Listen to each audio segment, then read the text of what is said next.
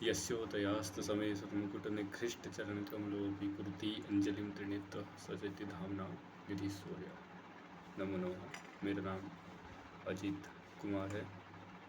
तो आज मैं इतिहास विषय अंतर्गत विजयनगर साम्राज्य के ऊपर कुछ चर्चा करूँगा।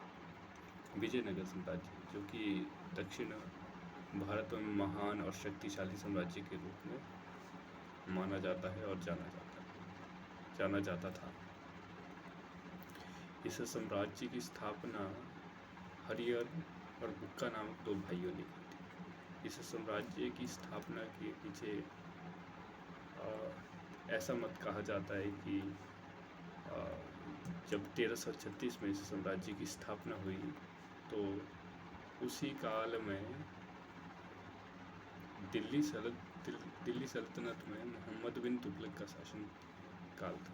कहा जाता है कि मोहम्मद बिन तुगलक के शासनकाल में ही जो उनके द्वारा मुस्लिम धर्म अपनाने के लिए लोगों को मजबूर किया जाता था, उसी कारण से कहा जाता है कि विजयनगर साम्राज्य की स्थापना हुई थी। उसमें मोहम्मद बिन तुगलक के ही दो सैनिक जो कि हिंदू सैनिक थे, हरिहर और बुक्का नामक दो भाई, जो कि मोहम्मद बिन तुगलक के सेना में सेनापति या सेना प्रमुख के रूप में कार्य करते थे। उन्हें भी मुस्लिम धर्म स्वीकारने के लिए मजबूर किया गया, किंतु उन्होंने मुस्लिम धर्म स्वीकार करने के पीछे उन्होंने अस्वीकार कर दिया, जिस कारण मोहम्मद बिन तुगलक ने उन्हें कारागार में कैद में रख लिया।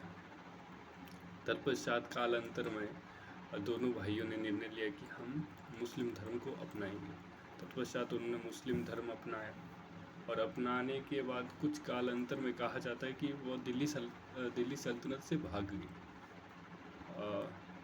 वो दक्षिण भारत की ओर गए और उन्होंने पाया कि दक्षिण भारत में स्थिति उतनी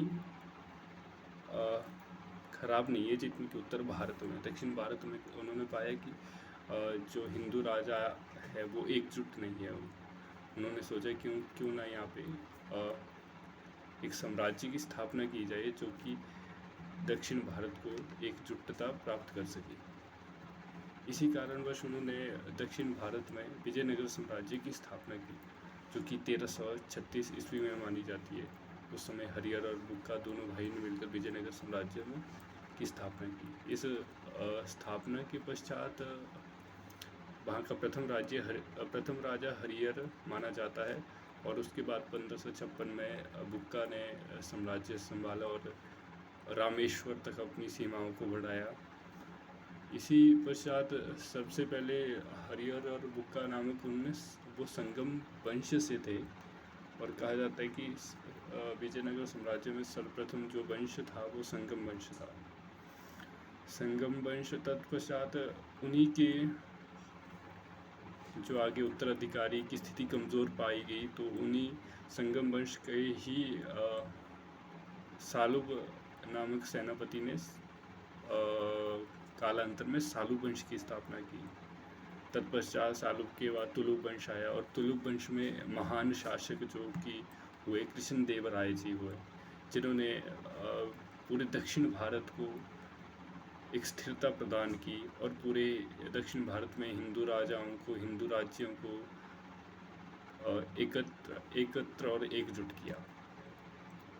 और कहा जाता है कि कृष्णदेवराय जी का जब काल था तो वो पूरे दक्षिण भारत में स्वर्ण काल के नाम से भी जाना जाता है। कृष्णदेवराय ने दक्षिण भारत में इतना विकास या कला विकास था, मंदिर स्थापत्य विकास इत्यादि, साहित्य विकास, सांस्कृतिक विकास और अन्य धर्मों को भी सहिष्णुता प्राप्त की।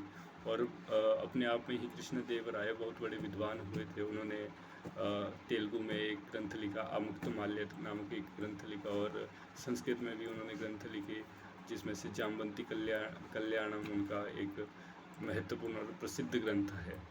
तो कृष्णदेवराय ने, जो कि तुलुक वंश से संबंधित थे, उन्होंने दक्षिण भारत को एक स्थिरता प्रदान की।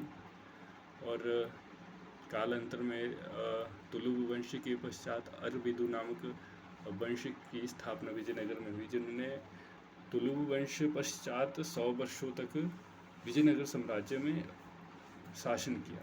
यदि देखा जाए विजयनगर साम्राज्य में उनका आर्थिक स्थिति देखा जाए तो आर्थिक स्थिति की रीढ़ कृषि को माना गया था, क्योंकि विजयनगर साम्राज्य में कृषि बहुत महत्वपूर्ण था।